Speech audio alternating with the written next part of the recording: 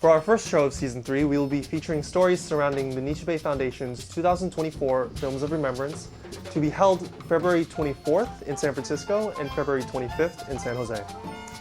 In this episode, we will be focusing on the filmmakers and their own personal stories, giving you all a behind-the-scenes look at the people behind the films.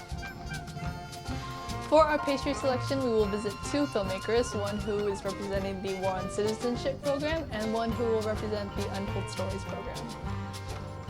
For our salad selection, we again visit two filmmakers, one representing the life and death behind Barbed Wire program, and the other representing the Films of Resistance program. For our chef special, we have a special guest musician and filmmaker representing the Songs of Remembrance program. For dessert, our resident chef at the Nichi Bei office, Kota Morikawa, will again demonstrate how to make another office and crowd favorite, Okonomiyaki. And stick around to be treated to some news bites of happenings in our Japanese and Japanese American community. Finally, we end the program tonight with tips of events that are coming up in the next month and beyond. So without further delay, let's start the cafe.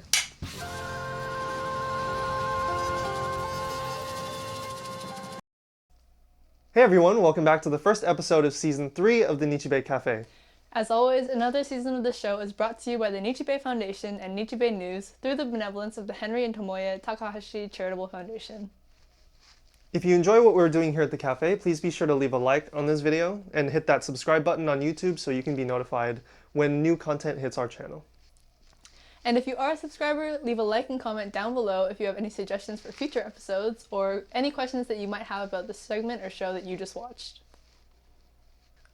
Starting off with our pastry selection tonight, we visit with Darren Haruo Ray, director of the film Nisei, a film inspired by his grandfather that will be featured in the War on Citizenship program.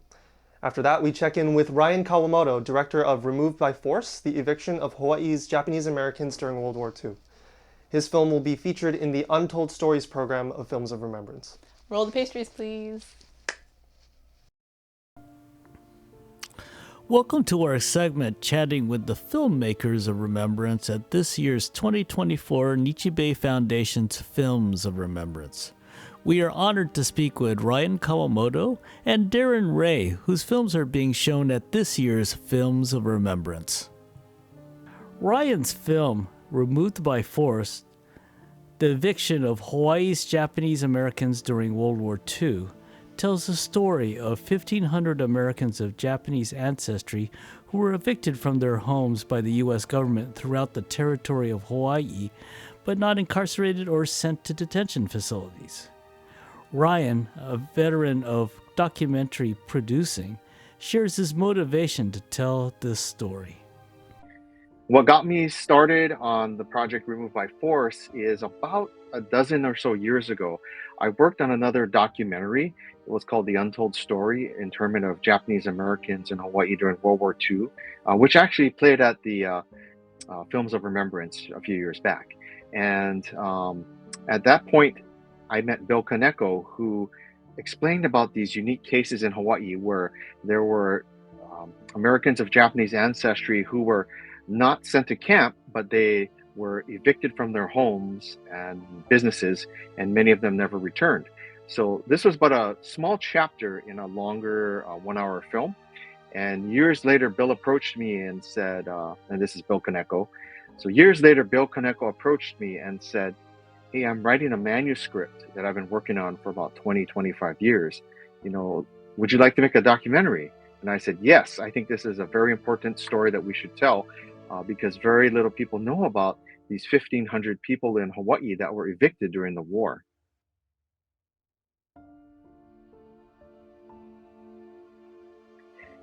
When I first started getting into the research that Bill Kaneko had done on these 1,500 people that were evicted in Hawaii during World War II, I didn't know a whole lot about the story.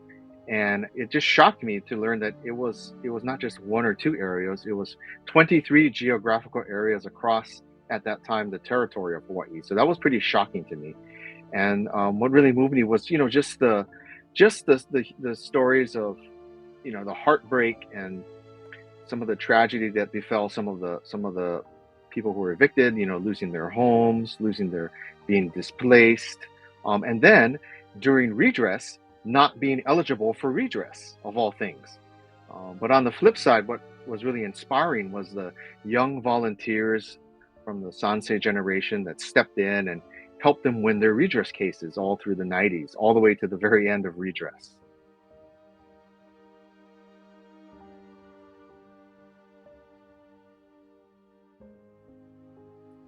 One of the things that I'd like people to come away with watching this film is that, individuals can make a difference. In the story that we tell, the people who are the AJAs that were evicted from their homes during World War II and businesses, they weren't eligible for redress in the 90s, but volunteers stepped forward. Many of them are very young attorneys who are very inexperienced or very young in their careers, and they just fought for what they felt was right, and they won. And so it really shows that people can make a difference, people can change, and justice can be served. So whenever there's an injustice, we hope that people will speak out, people will stand up, and people will do what's right.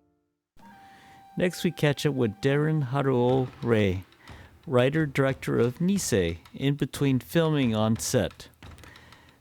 Nisei follows the journey of two Japanese-American brothers during World War II. Darren talks about his inspiration for his film. I am Japanese American, fourth generation, and I always grew up with stories about the internment camps in the 442nd through my grandparents, and I never really realized how unknown that was, like outside of our community. And so I always went through life, going to these reunions and festivals and events, and not really, I think, fully appreciating like the sacrifices that were made and what that generation went through. I say this film is sort of a stepping stone for someone who doesn't know these stories, and kind of use this as a platform to dive in even deeper into, World War II history and just learning about, your own family's history and stuff like that too. I think World War II in general, and, most views through filmmaking, you talk about like all the John Wayne films, you talk about, Steven Spielberg, that was an anti-war film, but it still very much is, as America coming in, the shining victors coming to fight the evil. And so, like I said, again, obviously, like I grew up with these stories and my family being part of it, but I don't think people realized, what was happening back home. And so kind of having that dichotomy of, you have these people, sacrificing their lives, willing to do this for a country that doesn't consider them, citizens, doesn't consider them American anymore, even though they were born here. That was like, I knew it as a kid, but it really didn't hit me until like I really started diving into this film, because, these are 18, 19-year-old, people just signing up, volunteering, willing to go and fight for the country that literally revoked their citizenship. And so it's just trying to comprehend that and put it in a frame that champions them. I think filmmaking in general, let's be honest, there we take liberties, and it is romanticized because that's a narrative structure and people want to see it in that way, but I think it's also a useful tool in being able to shed light on the darker side of that. And so I think my film does a good representation of showing the heroism, showing the triumph, showing the sacrifice, and showing the bravery of these people, but also showing the dark side of that. And I think you need a balance of both. Like any director, Darren has a message for those who see his film. I think when people watch my film, I think I want people to take away, like, first off, the world is messy, the world is complicated, and there's a lot of bad things that happen to people all the time. And I think we just have to remember that there are good people in this world, and there are heroes, there are courageous people, there are people that are willing to sacrifice themselves or put the greater good above themselves. And so I want people to use this as motivation and use it as triumph. I think good men come from bad times, and I think that is prevalent even to today. And so I want people to watch this and feel inspired and know that even like in the darkest of moments, there are good people out there. You can see Darren's film as part of the 2024 Films of Remembrance program, War on Citizenship, and you can see Ryan's film as part of the Untold Stories Removed by Force program. Tickets are available at 2024.filmsofremembrance.org. We'll see you there. Special thanks to both Darren, who we were actually able to capture on set, and to Ryan as well, who is a longtime director and producer, and perfectly embodies his Instagram profile as filmmaker, foodie, and man about town. Hey Ryan, I think it's What? time Oh, to munch on our salad. Oh, yeah? We interview filmmaker Yuriko Gamo Romer, who tells the story of baseball in the camps. Warning, some of her bits might be featured in her interview. Her film will be part of the Life and Death Behind Barbed Wire program of this year's Film of Remembrance. After Yuriko will be Sharon Yamato, who produced One Fighting Irishman, a story of ACLU attorney Wayne M. Collins, whom Densho calls a San Francisco-based lawyer who dedicated much of his career to defending Japanese Americans affected by the events of World War II, particularly unpopular cases that others avoided. Sharon shares her motivation for creating this film. Welcome to our segment chatting with the filmmakers of Remembrance at this year's 2024 Nichi Bei Foundation's Films of Remembrance. We are honored to speak with Sharon Yamato and Yuriko Gamo Romer, whose films are being shown at this year's Films of Remembrance. Sharon's film, One Fighting Irishman, focuses on the story of attorney Wayne M. Collins, whose defense of the Constitution drove him to spend 23 years representing Japanese Americans who renounced their American citizenship while imprisoned at the embattled Tule Lake Segregation Center. Sharon recounts the motivation of creating this film. I started making films again a long time ago, but one of the things that I've always wanted to do is profile people of courage. But in 2014, Wayne Collins' son, Wayne Merrill Collins, actually came to accept an award on behalf of his father, and that's where I really became obsessed with talking about his father and all the work that he did to help Japanese Americans that was unrecognized by the population at large. What was fascinating about his presentation was the fact that he met so much, his father had met with so many obstacles from major organizations like the National ACLU and the National JCL. So that whole conflict was fascinating to me. So that was one of the things that prompted me to want to tell his story in a more detailed way. Telling a story of a man's quest to right wrongs over decades is not easy, as Sharon shares.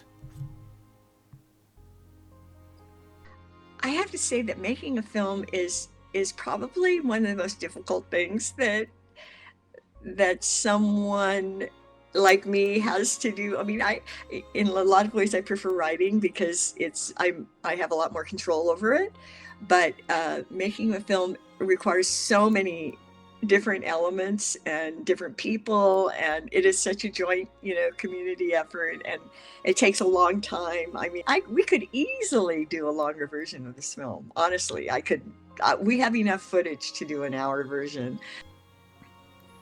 George Takei, narrator of Sharon's movie and famous actor, was deeply moved by this film, as Sharon explains. George Takei was really helpful. And keep in mind, he was very young when he was at Tule Lake. I think he was only 5 or 6. And so his familiarity with the subject was kind of, like most Nisei today whose parents lived through the experience, but they themselves have very little memory of it. In his case, he was very close to his parents, and he had, I don't know that he understood the extent of the turmoil that his parents were facing at Tule Lake, and it was really traumatic for them. I mean, we got a copy of his mother's affidavit that indicated just how perilous it was for her. Next, we visit with Yuriko Gamo Romer. Yuriko's film, Baseball Behind Barbed Wire, is a look at the World War II incarceration of Japanese Americans through the uncommon yet popular lens of baseball. Listen to Yuriko's motivation to make this film. In making the film, I essentially got to know Howard Zenimura and Tetsu Furukawa. And both those guys have passed on, but and also kind of got some sense of Kenichi Zenimura, who was Howard's father. Well, it's always fascinating to do this. When you're making a documentary film, you get to know somebody, and especially when you go back to edit the film, because you look at and you listen to what these people have said and so on and so forth over and over again as you edit. And often they have no idea that you've become intimately involved in their lives. One of the interesting parts of making films is getting audience reactions, as Yuriko explains. So one of the wonderful things about Baseball Behind Barbed Wire is that I've had some opportunity to screen the film. And the first two actually sneak preview screenings were for not Japanese American, not Asian American audiences. And the first time was at Cooperstown Annual Symposium on American Baseball and Culture. And it was a room filled with baseball fans, really, baseball fans and baseball writers and so on. And it was really interesting because it was the most emotional screening, I think, as of yet. It started out with this elderly man who was probably in his 80s, and he was choking back tears so much that people in the room probably thought he was having a heart attack. But when he finally was able to say something, he got up and he had tears in his eyes, and he talked about a friend of his who had been in Manzanar, and he had no idea what that meant. So also very rewarding was that we had a chance to screen the film for a bunch of kids. And actually, this was in central rural Wisconsin. And it's a long story, but we ended up with a bunch of high school students. In fact, I think I calculated that we had shown it to over 1,000 high school students over the course of a couple of days. And we ended up with a very positive reception for the film. And one of the things that I realized was it's really important for the younger people, for the next generation, to know this history and be aware in a way that people have to think twice about, this could happen again.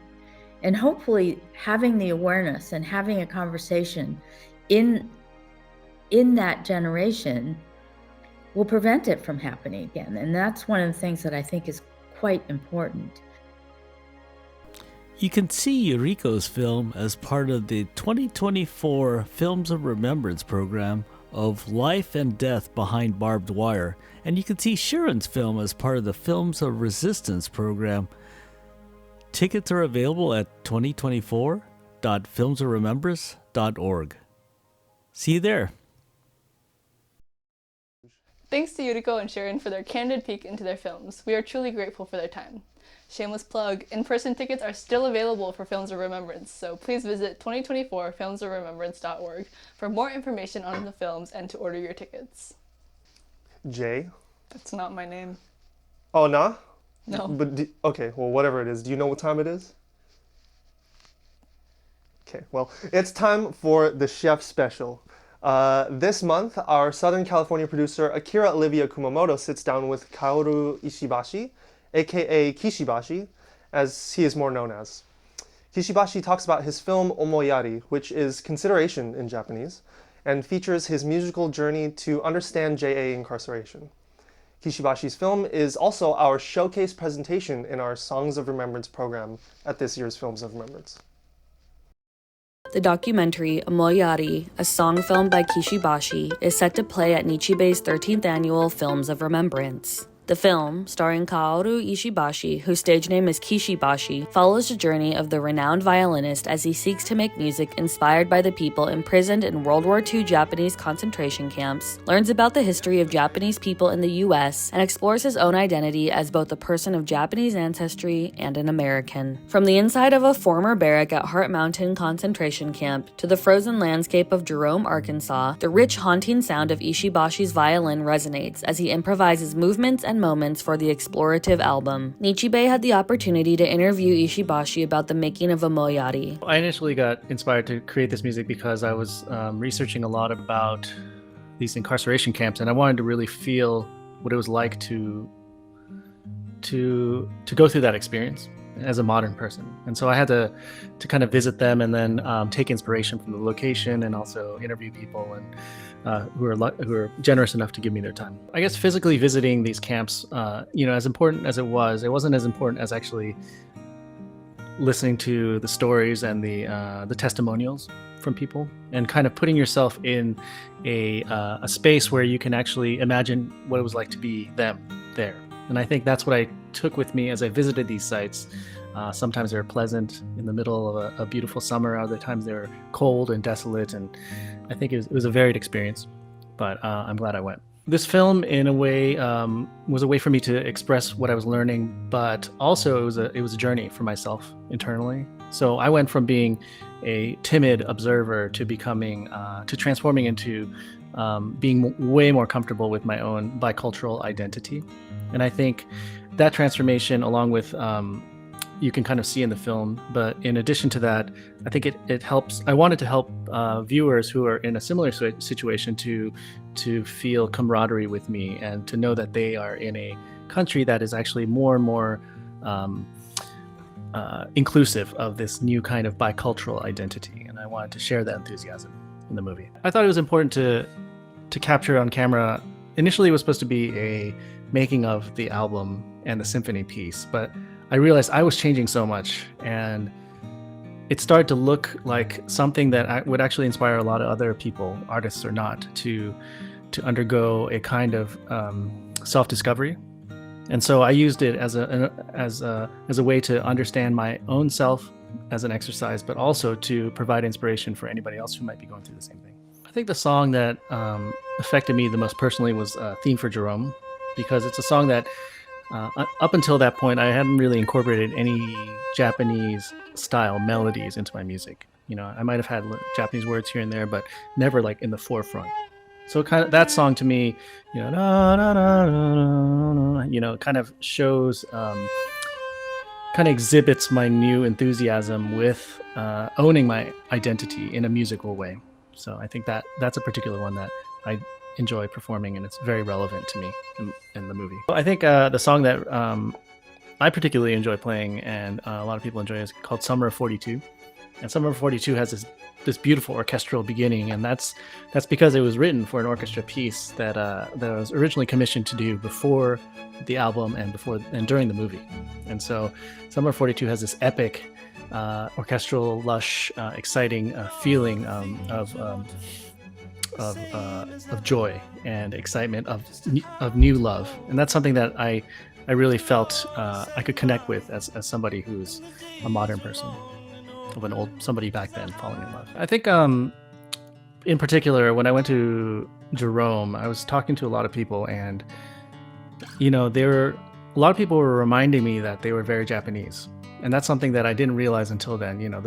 What I had thought of the Japanese American population was that they were very American.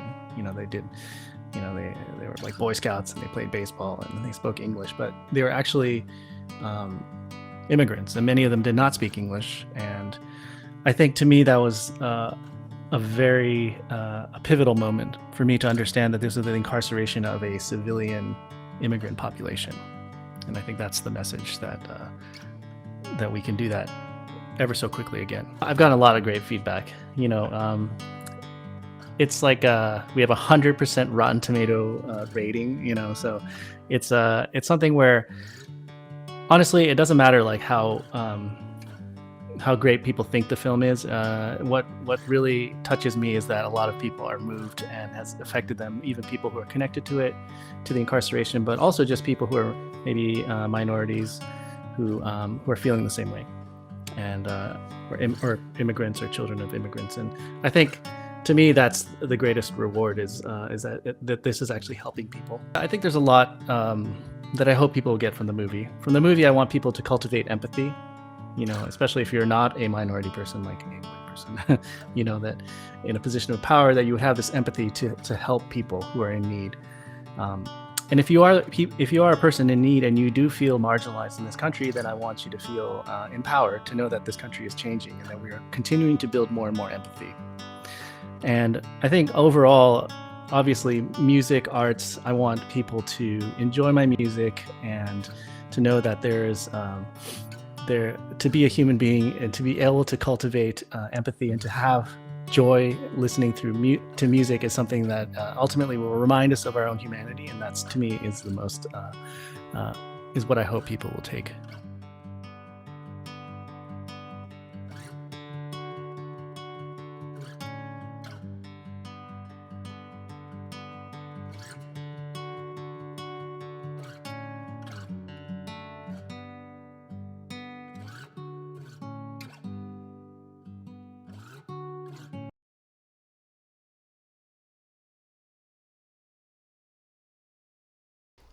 Special thanks to Akira for that interview, and a big thanks to Kishi Bashi for his time.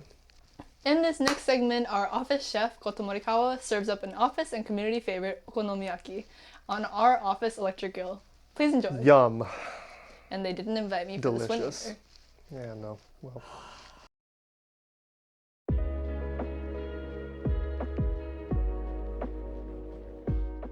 Welcome to Kota's Kitchen.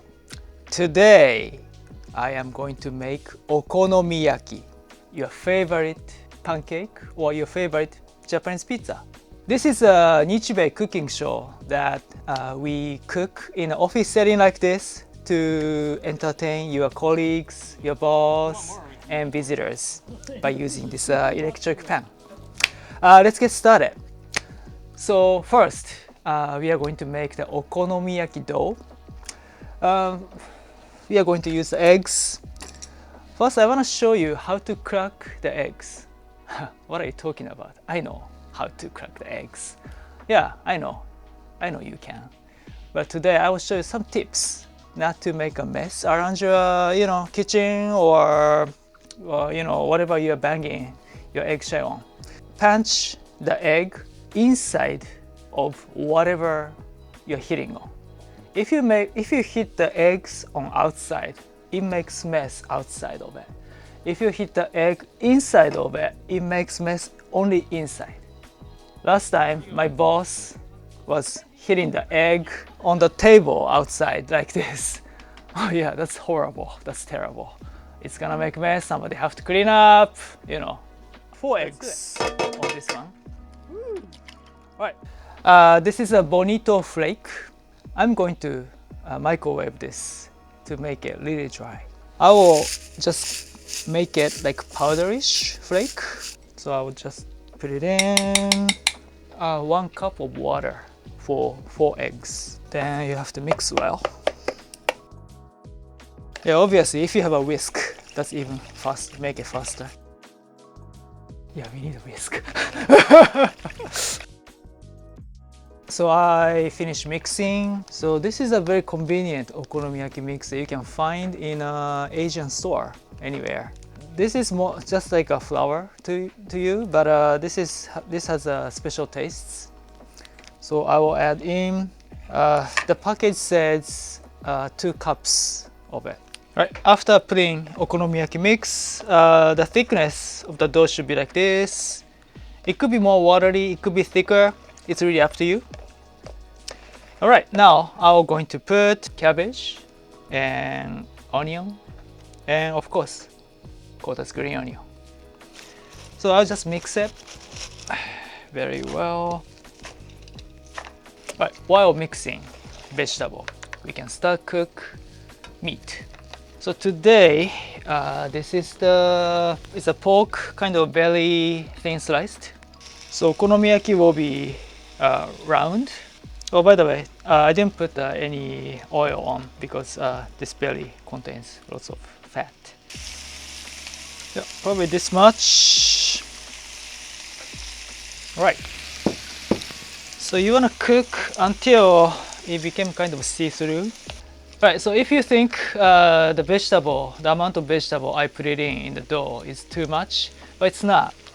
First, okonomiyaki has lots of vegetable, and two, this is supposed to be healthy. All right, now meat is becoming more see-through and lots of oil comes out. You will directly pour onto the forks. I'll just try to round it. I'll add the heat, maybe 350. Right, so let's cook this for about 3 minutes.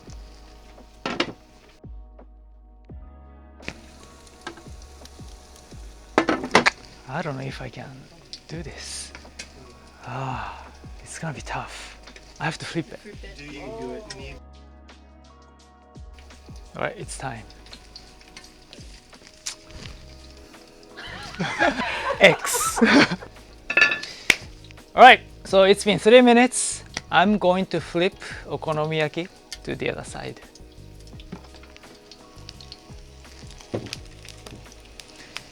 All right, now, as you can see it on top, it's not cooked, so I have to flip. All right, this needs skill. Here we go. If I make mistake, don't laugh.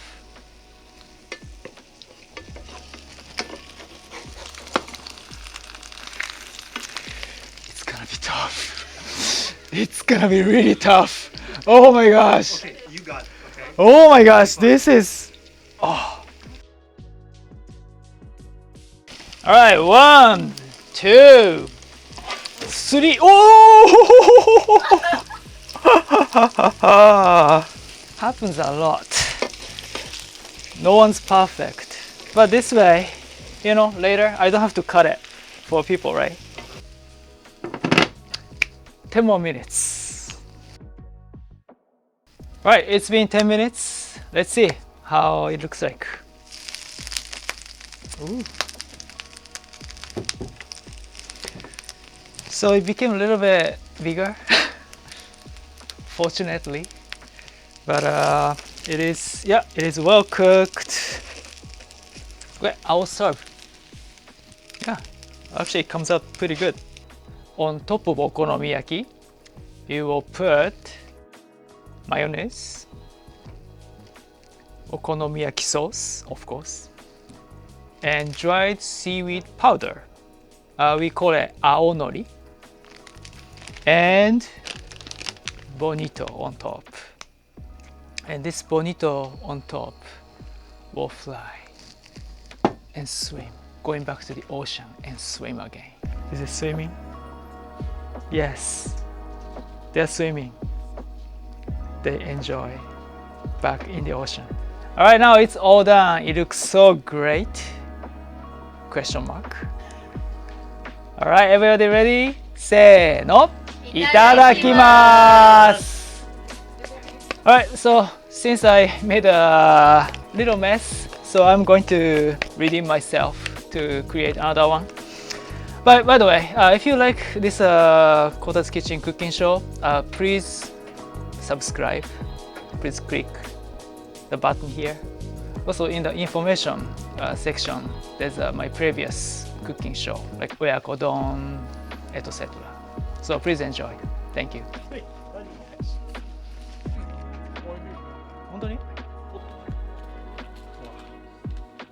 Yeah, the Tsukubata katsuobushi is really clever. Huh? うまい.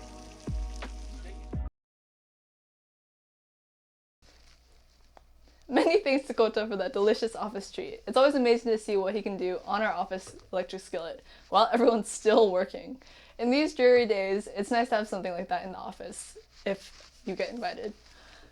Next up, we share some noteworthy stories from the community news files. Director, let's roll the news fights, please. Roll it. With her permission, apparently.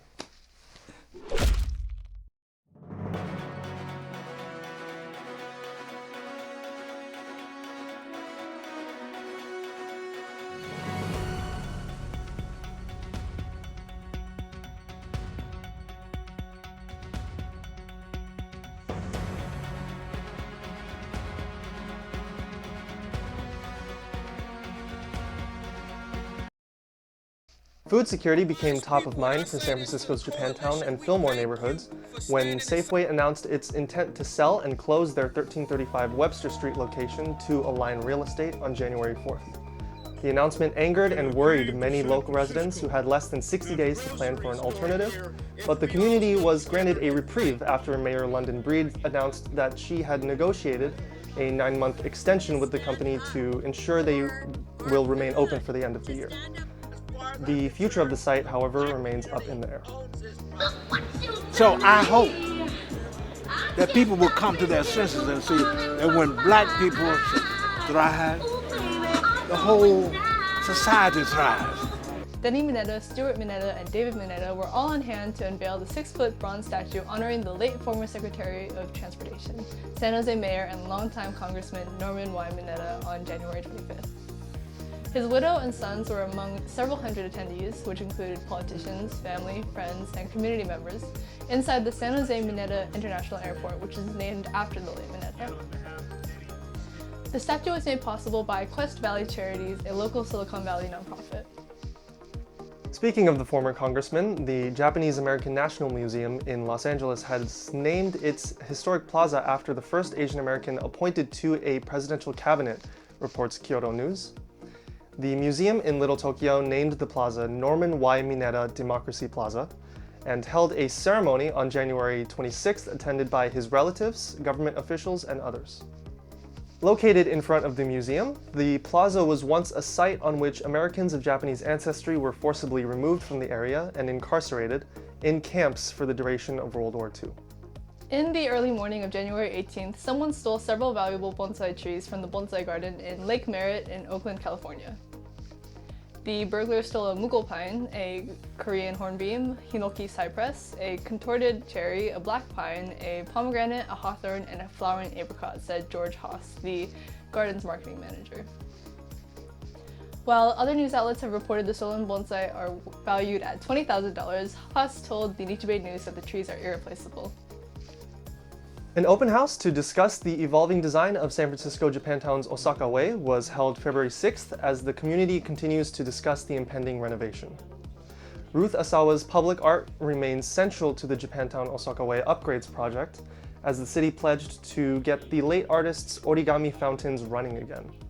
Osaka Way, officially renamed in 2007 from Buchanan Mall, was built in the 1970s and features 2 fountains designed by renowned San Francisco-based Japanese-American artist Ruth Asawa. Asawa's work also includes a cobblestone river that cuts through the middle of the pedestrian mall. Repairing the fountains remains the priority for many in the Japantown community, especially the late artist's family. Most importantly for our family, the fountains will be returned to working order and the water will flow again. So big ups to that. For more up-to-date news just like this, be sure to subscribe to the Nichi Bei News, carrying on a legacy of 125 years of community leadership through media at www.nichibei.org/subscribe.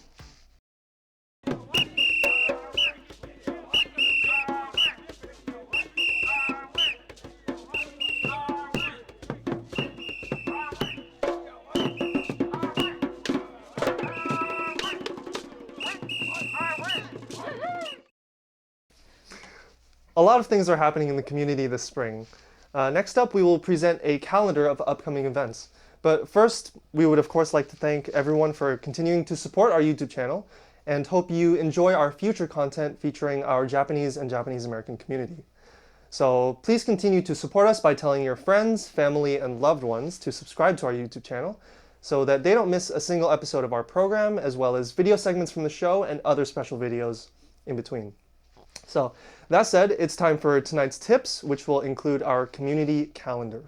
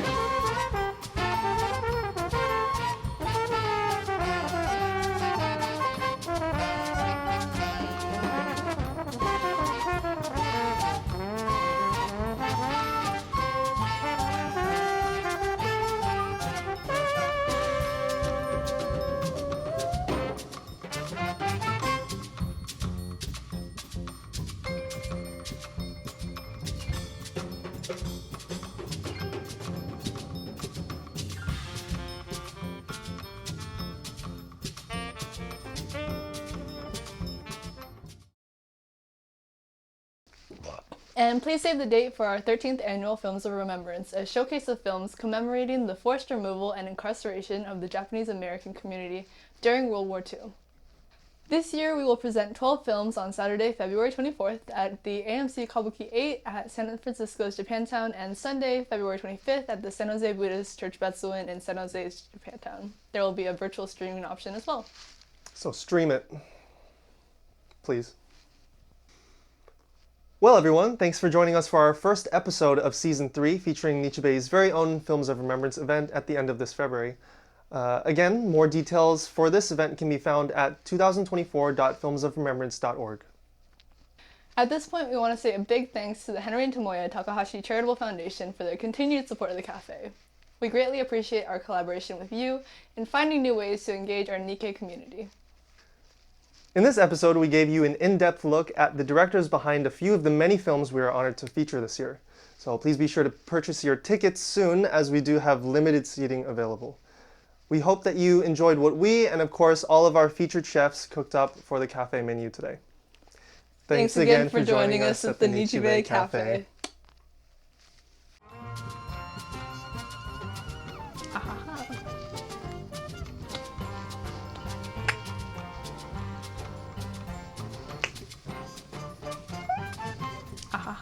Their candid peek into their... Well, no, go back. Candid peek. I was thinking too much about murdering my co-host. Yeah, as per usual. Well, everyone, thanks for joining us for our first season of Season 3. Nope. At this point, we want to say a big thank to the... Big thank.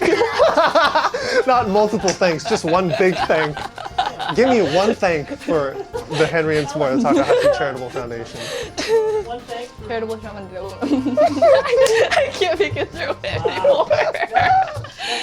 The biggest of thanks. Okay. This is a nice stick. This is coming home. Ooh! Oh, sorry. Ooh!